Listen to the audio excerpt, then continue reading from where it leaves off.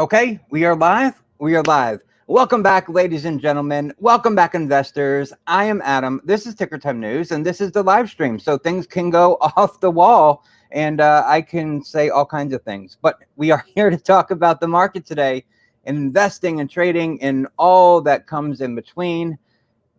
Now, we're going to do the quick take at the beginning of this video, and then at the end of this, answer your questions. I'm going to try to get through as quick as I can a bit of a recap, retake, what happened, why it happened, and what can we expect going forward the rest of this week.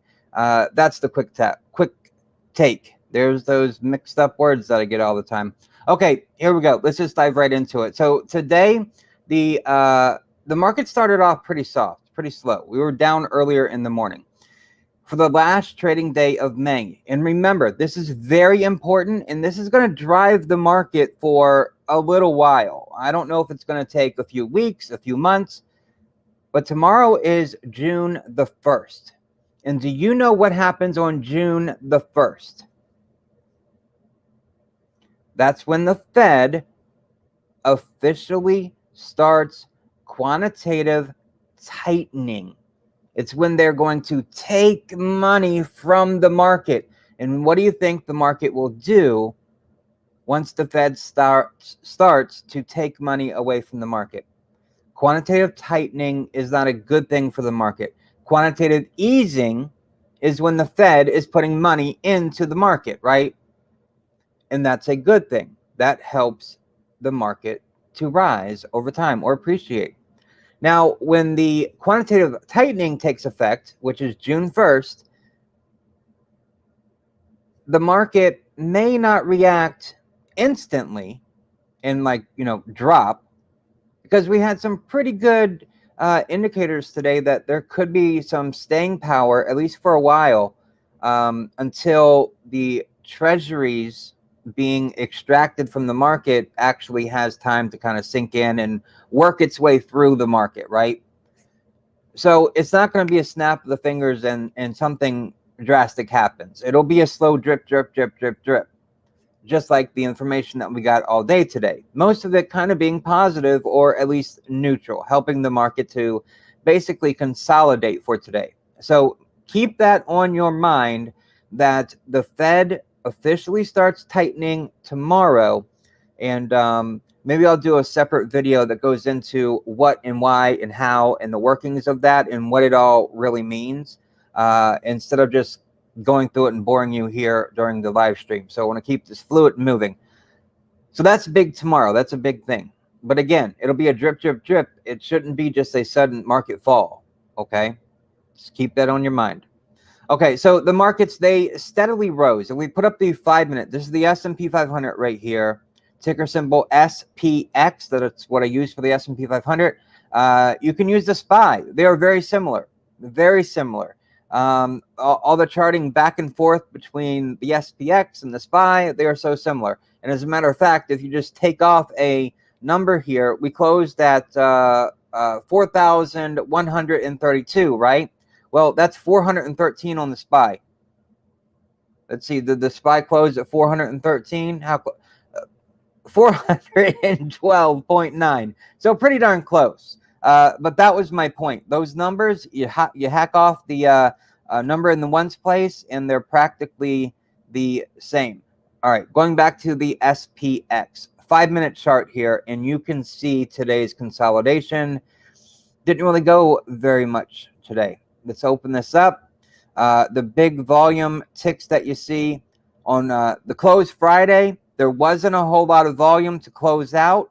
It was basically, well, I guess we're done trading for the day. Unlike today, ending in a big spike of volume like we typically see. But yeah, I mean, look at this. Look at this big spike. The last time we got a spike like this at the close, typically the average is, let me go to this volume candle here. This volume candle, the average is, and remember, this is per 5 minutes. Per 5 minutes, 287 million transactions, okay? That's about the average there. 287 in the last 5 minutes. And you can see the volume here on the chart, which are right here at the bottom of the screen, right above this yellow box with the red line. Right at the top of that, you can see that spike in volume. So the average is about 287. And if we go look at today's volume at the close, it wasn't 287. It was 1,272. So that last 5 minutes stay huge, real huge, and that could be telling about tomorrow being the first. Now, I don't think the market is just going to crash all on one day because of the quantitative tightening, but that last 5 minute candle, oh my gosh, I didn't realize at first how huge it was.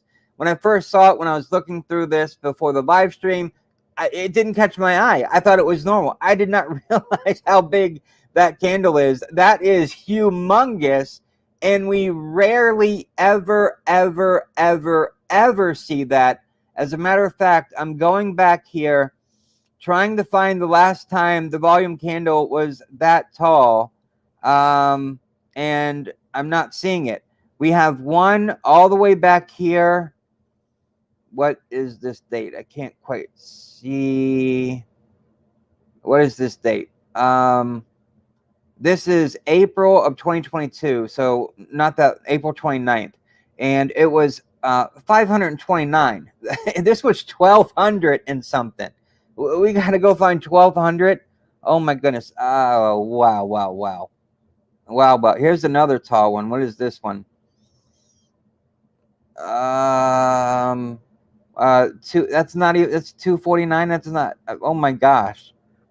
The amount of selling in the last 5 minutes of this market, that volume was crazy. I have to admit, I did not notice that when I first went through this. All right, I just switched to a 15-minute chart, maybe to help us, I can't believe how big that is. To help us find something that big. Let's see here. Maybe we got to go back to March of 22. Here we go. Now I can see March of 22, 1.5. So we have to go back to March 18th of 2022, which was in the middle of the month. And it did mark a high, though.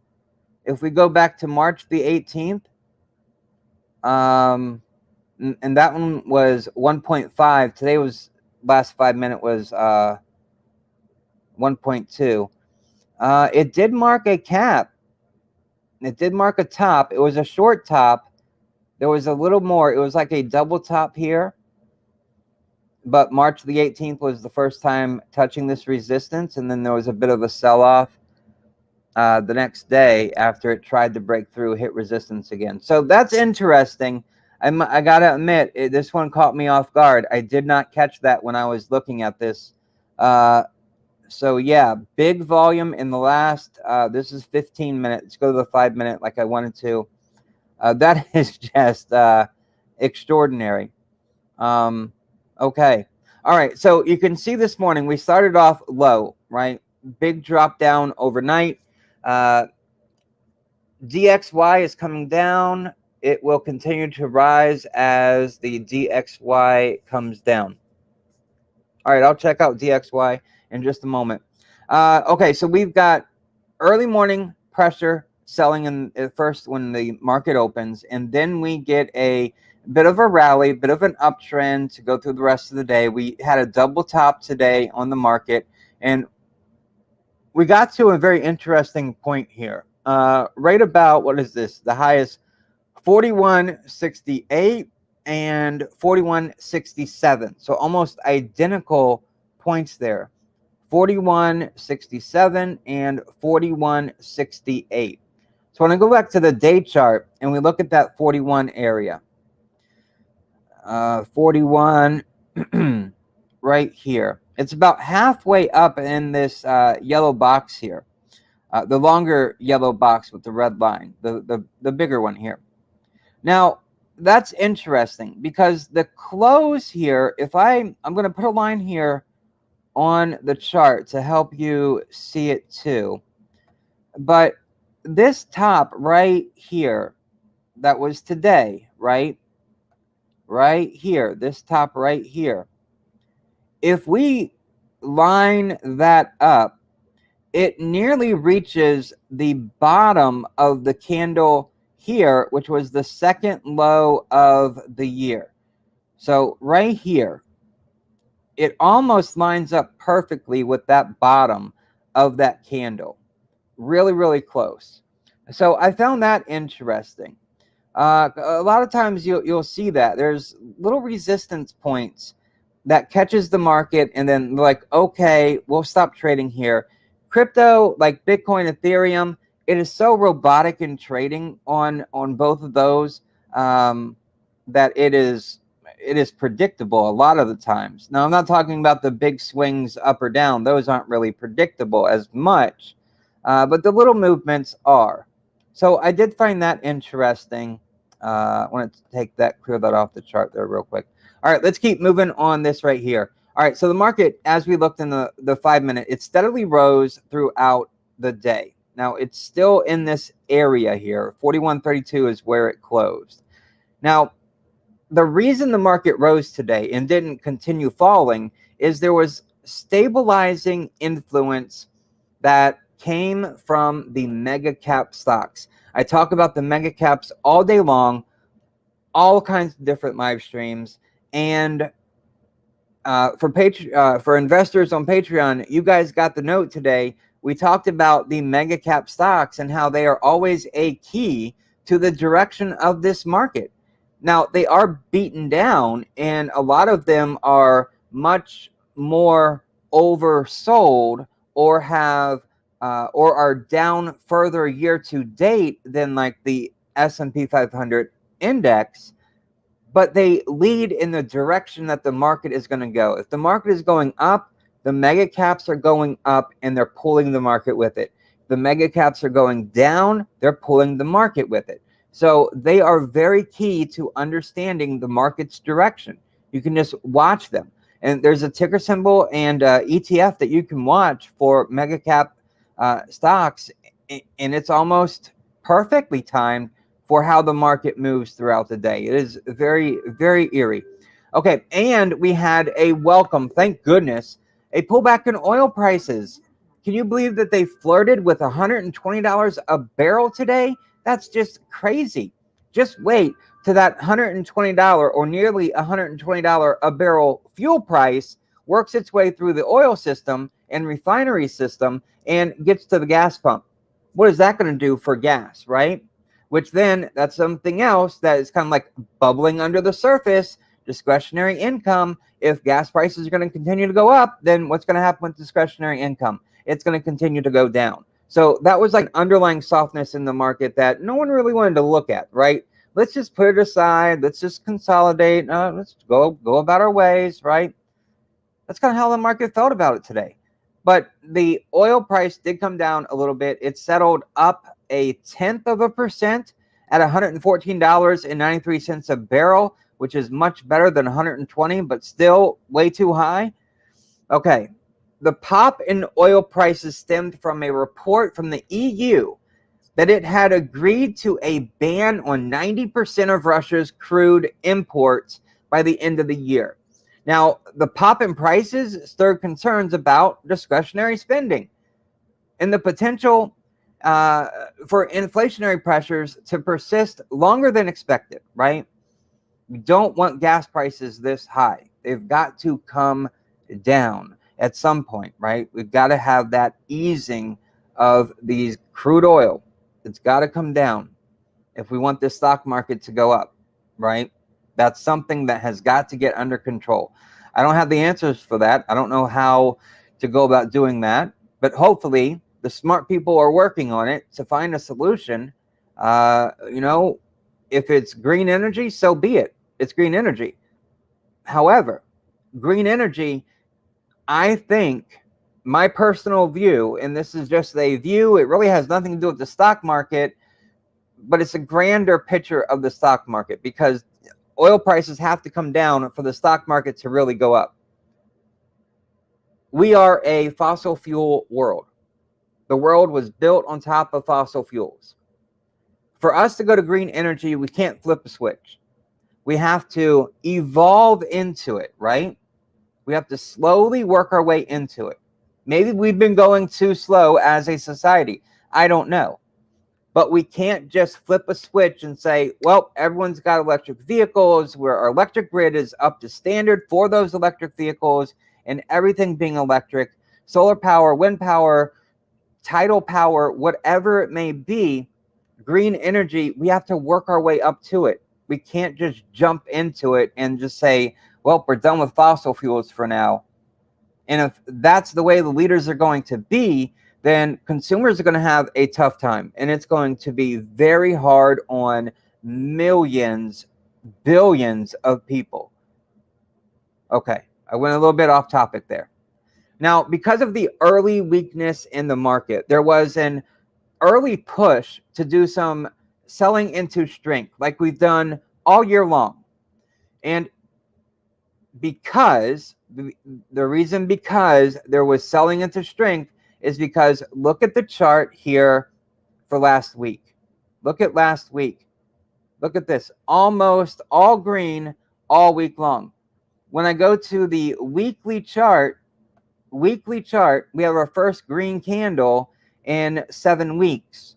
The S&P 500 was up 6.5% last week. So that's why there was some weakness this morning and then extra weakness at the open because people assumed, well, I don't want to lose those gains I got last week, so let's go ahead and sell into the strength. We've done it all year long. That's how almost the blueprint for the market. So there was some of that going on. Now, this morning I shared with our investors on Patreon our technical analysis. We did this one time before as kind of like a test run. How will this work out? Is it helpful and valuable to you? And I think it is. Now, on the in the technical analysis, we kind of give a quick breakdown of what's happening in the market in a very technical structure, right? Like we look at the charts to define what's happening, support, resistance. You understand that. Now, in this technical analysis, we also give out ETFs in specific areas. And, you know, this is a look at it right here. Just we've got four short paragraphs to talk about the market itself. And then we've got different categories for different stocks, even stocks under $25 a share in here. Best bang for your buck stocks, I put that in there.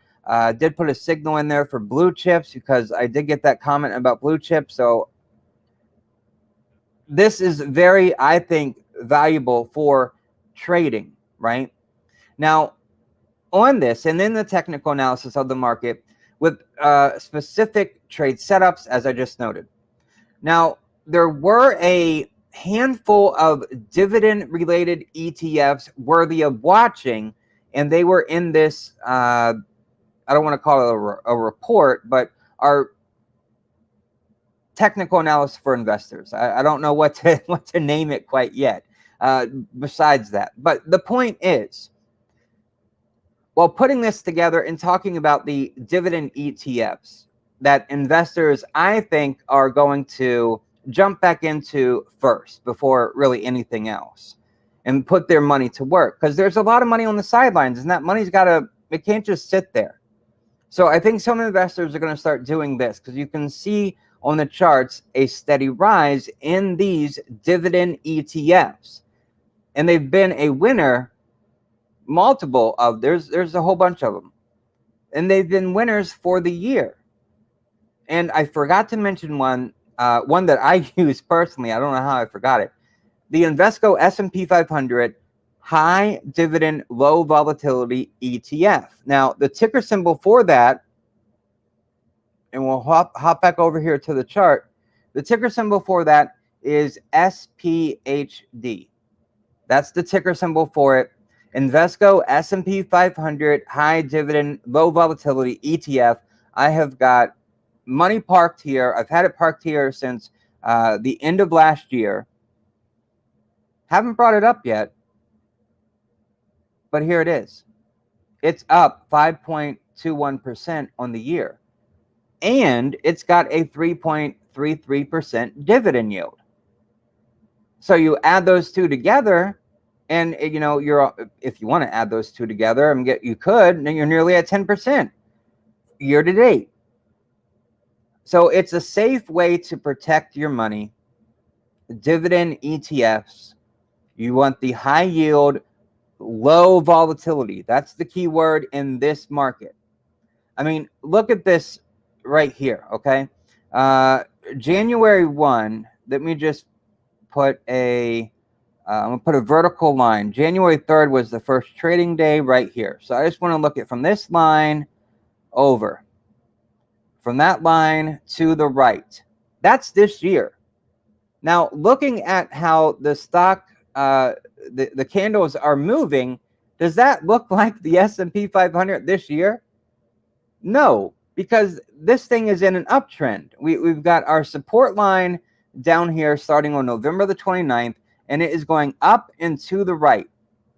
It is in an uptrend. We can't say that about the S&P 500. We can't say that about the Dow, the NASDAQ, the Russell 2000.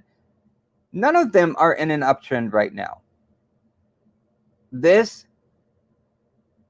high dividend, low volatility ETF is, and it's up on the year. So it's a good place to park your money and earn some money. Right now, cash is king. I have to say that. Cash is king. And I don't want to sound like a hypocrite when saying this and talking about this low volatility, high dividend ETF. Okay? Cash is king because we want to have that cash ready to jump in when this market finds its bottom and starts to find structure around support. Okay? When we look at SPX, the S&P 500, look at this. Do you think we have found the bottom yet for the market? I don't think we have yet. I don't think we've seen bottom yet. In this downtrend that we're in right here, where's the capitulation? The throw in the towel, I'm giving up, sell, sell, sell. This is a weekly chart still that I'm on. Where is that capitulation? It's nowhere in this market yet. And until we get the throwing in the towel, I don't know what else to do. I don't want to hold on to these stocks as it falls to this bottom and go to zero like some cryptocurrency. So sell, sell, sell. We haven't seen that yet. Nor have we seen the Fed pivot. The Fed pivoting is a very, very important signal. A lot of market bottoms in a downtrend like this were found when the Fed came out and pivoted. When they went from being a hawk, quantitative tightening, to being a dove in quantitative easing, baby. Those two things. Haven't seen them yet. So I don't think we're at a bottom. So that's why I'm talking about a high dividend, low volatility ETF. There are many to choose from. SPHD is the one that I personally use. I've been parked there for a while. Do your due diligence. Do your research. Find some. Don't just let all of your cash build up and sit there. Put some of it to work for you, okay? On this one specifically, when it pulls back, you can see there's been a rhythm to this, right? We've had two tops, 2 higher highs and 3 lower lows. Buy when it's making higher highs and higher lows. Buy when it's making a higher low. Put some of your money to work so you're not just sitting there building up cash and waiting.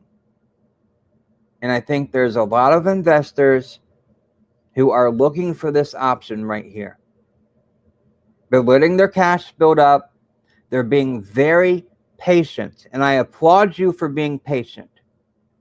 But I also implore you to put some of it, even if it's just 1%, 10%, a small portion of your cash, put it to work for you. There are places in the market that aren't just all in a downtrend. And I'm sharing one with you right now.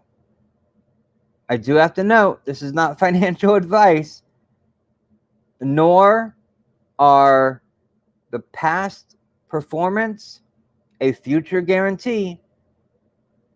But do your due diligence, find one that works for you, put some cash in it, so at least your cash is working for you.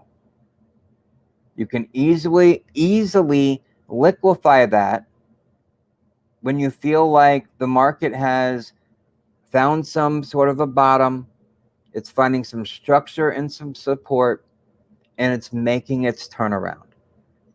Or, heck, just park some money there and let it be like a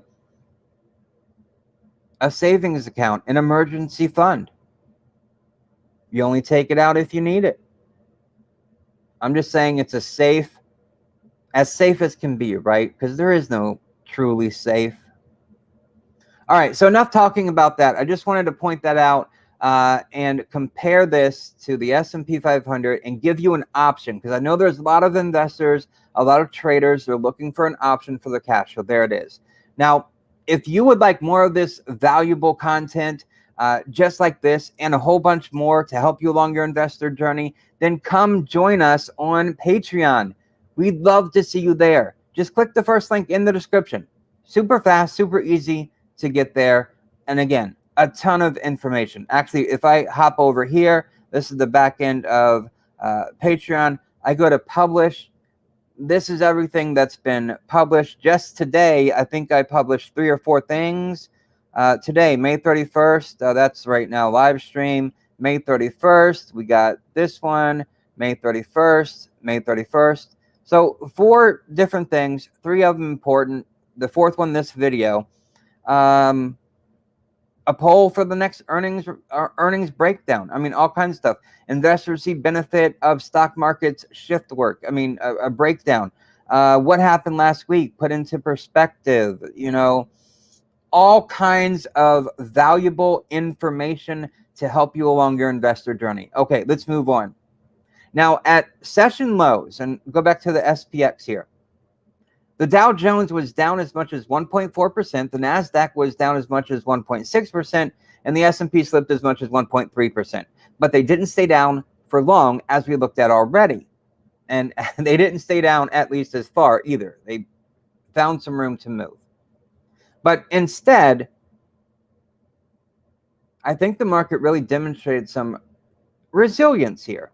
And when you're looking for potential signs of a bottom, resilience is one of them. Resilience specifically to selling. That's one thing to look for very carefully. Now, there are many other signs and signals to look for, but that's one of them. And we at least did see that in today's market, which itself became a catalyst that attracted renewed buying interest that helped each of the indices edge their way into positive territory, at least at one point or another today. The S&P 500 was down 0.6% to end the day, but it did find at least a little groove until the end of the day. Now, that upward momentum, it didn't run unabated like it did last week. There was more weakness beneath the surface than met the eye. And I talked about that for a brief second earlier. Now, that was evidenced by an advanced decline line that favored declining stocks by a 2-to-1 margin at the New York Stock Exchange and by a 7-to-5 margin at the NASDAQ. The relative strength of the mega cap stocks, that stood out. And I should have mentioned this earlier, but the place that you can track the mega caps, the Vanguard Mega Cap Growth ETF, the ticker symbol MGK, that tracks your mega caps. And you can see, still on the weekly here, let's go to the daily. It is in itself a downtrend trading channel right now, or declining trading channel. It is a long ways from this resistance that it tapped here at the end of the snapback rally at the end of March, beginning of April. But it's off the bottoms here, right? So we're at an interesting point. For mega caps, we're at an area of resistance, okay? An area of resistance. Right here, you can see that. Dave, you are welcome, sir. I appreciate your appreciation. Right here, going back here to, this would be May the 6th time frame, where it gapped down. Now, I often like to say that when there is a gap, the gap will get filled. Whether it's a gap down or a gap up, that gap usually gets filled at some moment in time. So here we are at resistance. And if we go back any further in the chart and we're looking at this area, we can go back to a couple of places. Number one, where this red circle is. This was the first time it ran up and hit this line. That was resistance. Or, I mean, first time after the March 2020. So this was in September of 2020. It hit resistance there. Came close again here, October 14th. It did find resistance here, November the 9th. It did find resistance here all along the first week of December. And then, because old resistance will become new support, it happens all the time. Just like old support will become new resistance all the time. And here we are, for the rest of the month of December, that line acted as support. It didn't dip back below that again until March of 21. So, looking at that area here on the chart, it's an area of resistance for the mega cap growth companies or growth stocks. And these are the ones that lead the way for which way the market's going to move. These are the ones to watch. Watch this ETF. If it can break this resistance, that's a great sign. If it doesn't, it's heading back lower. And we've had times before, after we were in a rally, look right here.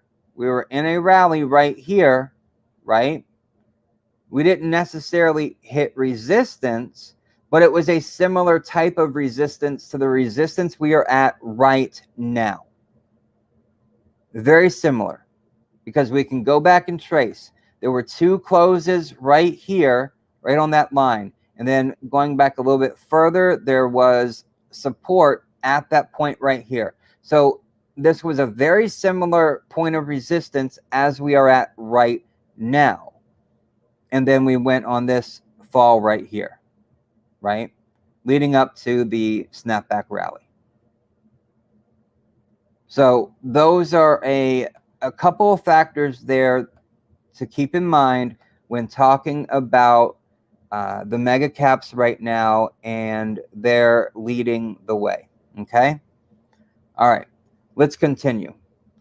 This rose, let's call it 0.3% today. I'm sorry, slipped 0.3%. But the whole reason I was talking about the growth mega caps, because of their signal, and also when you compare the mega caps today, slipping 0.3% versus the entire S&P 500 with the Invesco S&P 500 equal weight ETF, which looks at the entire S&P 500, that was down 0.9%. So 0.6% difference, mega caps did better. So that was a good one. Now, the ticker symbol for the equal weight ETF is RSP. And I'll just pull that up here so you can see that. Invesco S&P 500 equal weight ETF. There it is. Down. Oh, it actually ended up down a little bit more than when I last looked at it. Instead of nearly 1%, you could say. 9.4, you can nearly round that up to 1%. So almost a whole percent there for this, and it went on a run last week. So that doesn't surprise me. Now, moving on, today ultimately turned into a day of consolidation, right? I'll pull up the SPY here for this one and go to the 5-minute chart. And again, the SPY is at an interesting area of resistance. So with the chart pulled up here, here's today's action, okay? You can see that big sell right in that last 5 minutes. That is so interesting, way bigger than anything else. But the resistance area for the SPY is right here at 415. We've talked about it a couple of times, you know, finding some resistance there. Here, I mean, it just got there perfectly.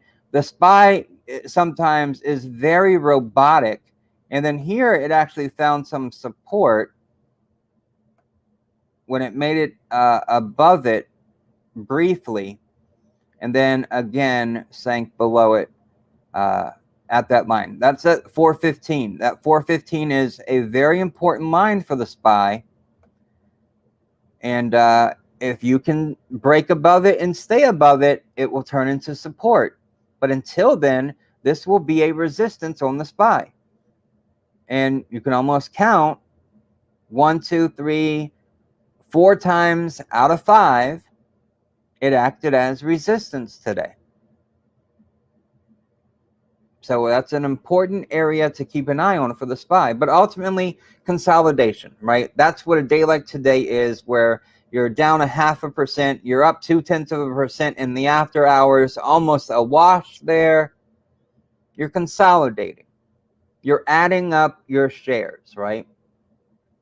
Now, as investors, I think they sat on the sideline some today and they were waiting, because there will be some key economic reports later this week to get the market moving up or down. And a lot of these resistance areas, if the report is not good, better than expected, then the markets are going to drop at these resistance levels. If the report is okay or bad, below expectations, then the market is going to fall. These reports have got to be good for the market to break these very tough resistance levels. You can see it right here on the SPY. This is a tough resistance area at 415. Now, these reports include the May ISM Manufacturing Index that comes out on Wednesday, and the May Employment Situation Report on Friday. So Wednesday and Friday this week, and it's a short week. It's already Tuesday. They will be important days to dictate what this market's going to do for the rest of this week. Also, the trading action, I think it was stunted by a lack of market-moving corporate news today. Now, we did get some in the after hours, like Salesforce. We got their report in the after hours today, and I mean, look at this. Down 2.9% for the day, but in the after hours, you can't even see where this thing is trading because it's up 7.6%. I have to bring the chart down in order to see where it's actually trading at. because it closed at 160. And now, see this blue area that's coming into focus, 172.55? That's where it's trading at now versus it closed at 160, and now it's up to 172. Now, Salesforce earnings report is an indication of whether businesses are spending money or not. It's like a leading indication on business spending. If companies are spending, then they want to track their marketing, they want to track their advertising, they want to track their customer leads, the sales pipeline. They want to know all of that stuff. Salesforce is what helps a company to know those things. So if companies are spending on those specific items, they're spending on trying to grow themselves out of this weak position that some of them are in with their messed up supply chains or inflation that they can't pass along to the consumer that's compressing margins. So good earnings report, but remember, earnings are looking backwards. Their guidance is what's looking forward, and I think really more important. They're both important. I think guidance is a little more important than what happened in the past. They beat by 4 cents, 3.7% on EPS, and they beat by 28 million or 0.39%. Basically, call that in line on revenue. And then we got a small growth company who reported earnings after the bell today. And that was ChargePoint. Ticker symbol is CHPT. They reported earnings after the bell rang, down 4.9% during regular session, down another 3.9% in the after hours, down to $12.29. Now on earnings here, they missed by a penny, which was 6%, and they missed by $5.5 million or 7.2% here on TradingView. That's what we get here. $81.6 million of revenue, but they lost 21 cents a share on earnings per share, EPS. Now, they did talk about a lot of Europe, and they were doing some interesting things in Europe, but I just skimmed through just some headlines about ChargePoint. Didn't have time to dive into it, but they were on there.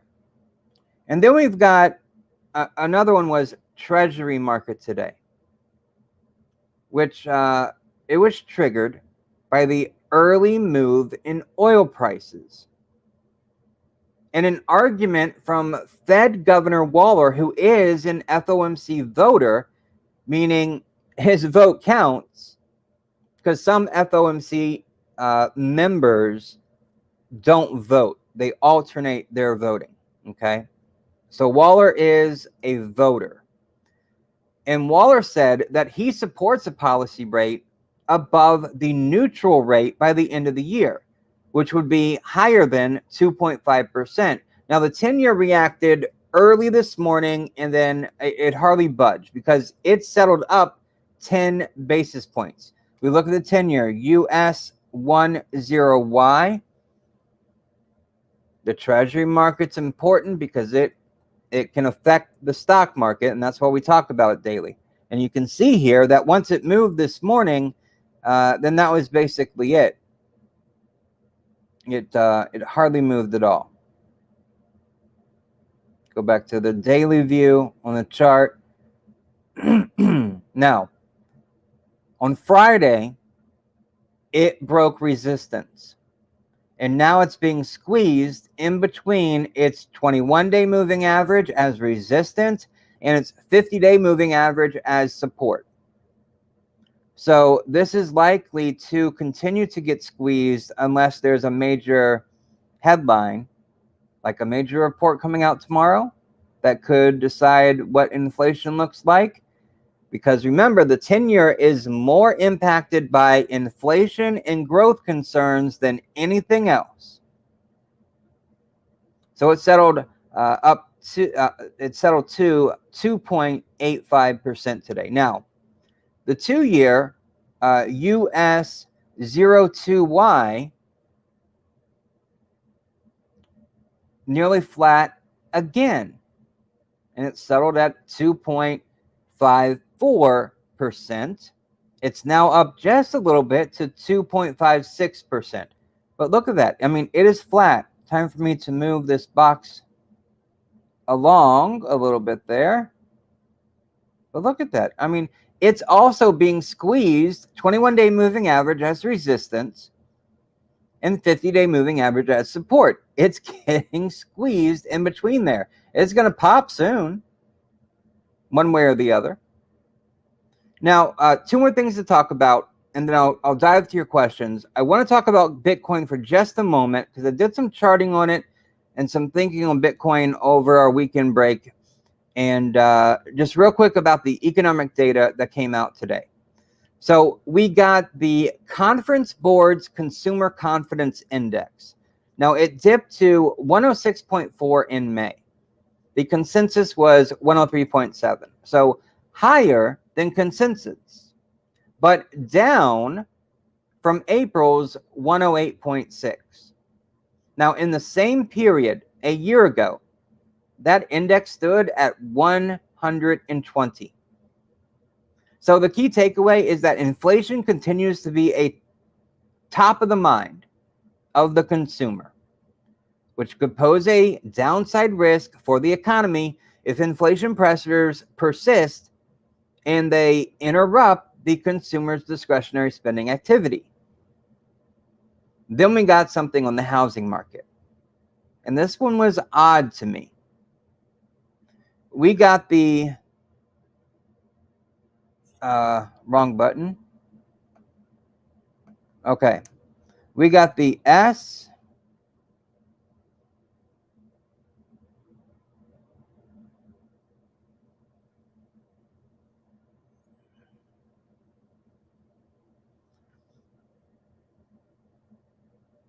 We got the S&P Case-Shiller Home Price Index.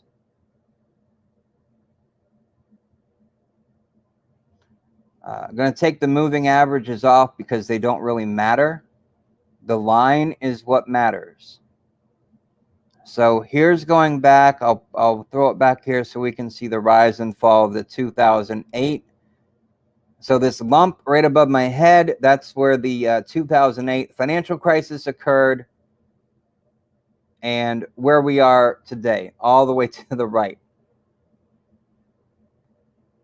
So in the S&P Case-Shiller Home Price Index, it was up 21.2% year over year in March.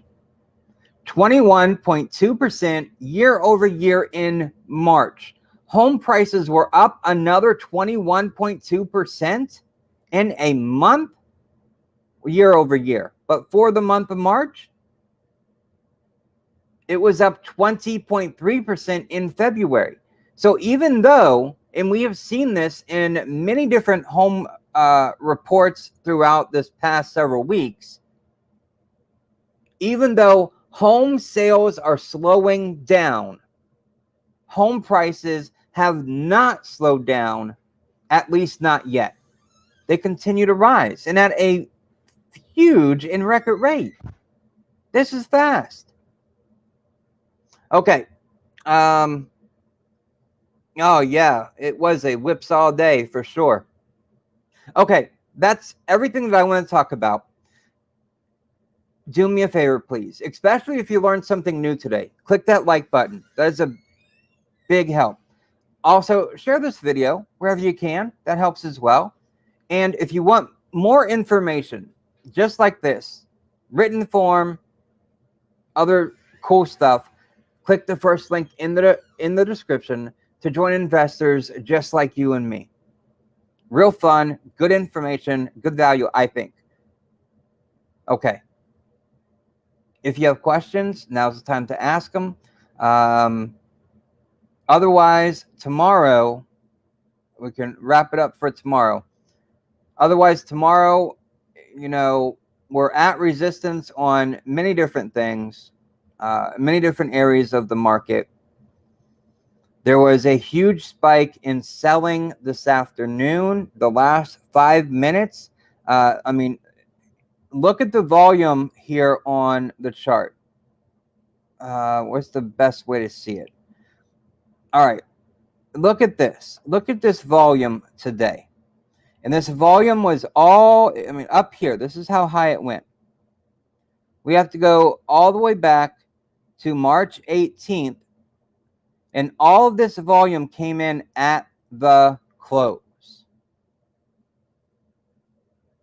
All this volume came in March 18th, no exception. The last 5 minutes, all this volume came in. And then January 25th. So it's like every 2 months here. December 17th, so that's not quite 2 months. And then what would this one be? November 30th, so 2 months.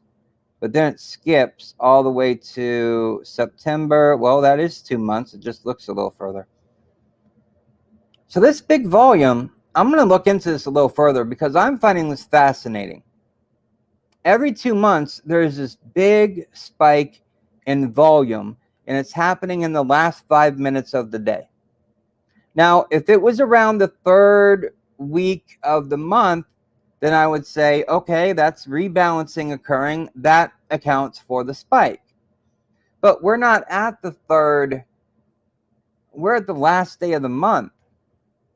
So maybe because it was a holiday weekend, it was put off to today.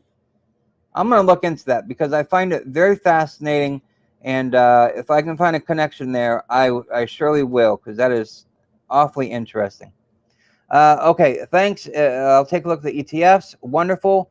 Would this be considered a housing bubble? Yes, absolutely. I do not think this housing market is going to hold up too much longer. We have rising interest rates, and when you have rising interest rates, you are pricing people out of the market. You're basically saying, no, you cannot buy a home. No, you cannot buy a home today. No, sir. Nope, you can't buy a home today, ma'am. Not happening. So every time that interest rate goes up, people are told no. People who may have had their pre-approval letter, they could go out and buy a home. Well, now that interest rates have gone up so much, they have to get a new pre-approval letter. And now they are saying, oh, sorry, you're not approved anymore. So this is the beginning of the end on the housing market. Now, how much will housing prices come down is the big question, because there's a short supply of inventory.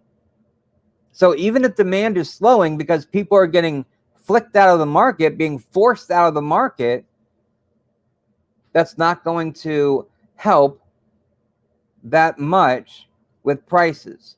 But historically, every 1% interest rates go up, housing prices fall by 10%. That's a historical average. Now, that doesn't mean it's going to happen in every single area of the country the exact same way. In this housing bubble we are in, it's not going to be affected in every single region the same exact way, because there's some regions, especially Florida, Texas, that are smoking hot. Those will be the ones that crumble the most. So it all depends on your area for how bad the bubble is going to burst this time. It's not uniform like last time in 2008 with the financial crisis. This time it's not the same. Because back then, they were giving out loans to anybody. Hey, you want a loan for a house? Here you go. What do you make? It don't matter. Here. You want to buy $1 million home? Here. Take it. Here. Here's the mortgage for it. Now, the practices around approving that loan are tighter. So the quality of the applicant, of the home buyer, is better than it was in 2008. So it's not the same. It is a bubble. It will burst. And we're starting to see cracks in that foundation. We're already seeing mortgage applications go down, but home prices are still going up. So there's a missing link there that hasn't caught up to pull it just yet. My boss is selling his home that he got for $3.5 million, and now it's $5 million, and they can't get a single buyer in LA. They should have sold it last year. That would have been a good time to sell it. Much better than now, because mortgage. You just think a $5 million home, and mortgage rates have gone up over 5%. They're closing in on 6%, compared to just last year when mortgage rates were in the 2%. That's a big jump. And that's a lot of extra money you're paying each month. All right, we'll wrap it up here for today. I'll join you guys back here tomorrow live after the market closes to go over all this craziness and to answer your questions. That's the most important thing to do for me. So I'll wrap it up here. Thank you so very much for joining me today. I greatly appreciate it. If you want more insightful information, click the first link in the description or the link in the pinned comment of the live chat. That is very helpful for the channel, for us, and it's valuable for you guys as well. So I greatly appreciate your support. All right, thank you, and I'll see you in the next video. Take care.